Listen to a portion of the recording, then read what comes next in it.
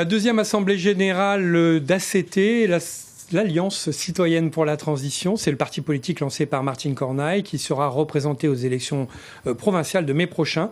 Hier soir, le chef de file du tout nouveau mouvement a expliqué son projet de société à un public de Calédoniens désireux de changer de modèle de société. Reportage Laura Aubry avec Patrick Nicard. C'est sa première campagne électorale. Face à une petite centaine de sympathisants, Martine Cornaille déroule son offre politique pour ses provinciales 2019.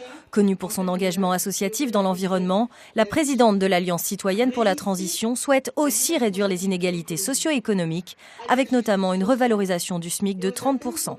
Ce soir, nous avons détaillé le volet fiscalité, économie, rémunération du travail, mais nous aurons la prochaine fois un volet éducation. C'est l'une de nos priorités. Nous voulons, par exemple, instaurer la gratuité des cantines scolaires, des transports scolaires, du matériel scolaire, des études scolaires, de tout ce qui concerne l'enfance.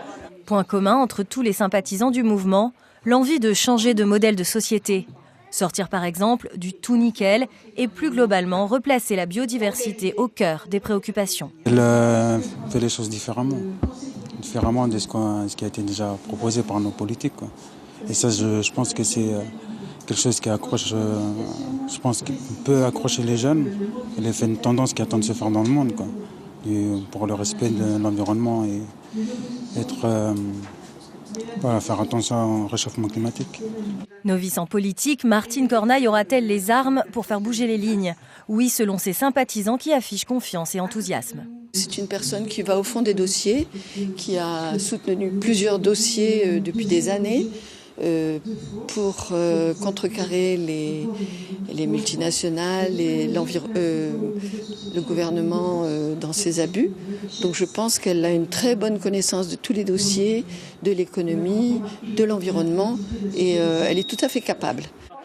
Martine Cornaille sera donc tête de liste dans le Sud.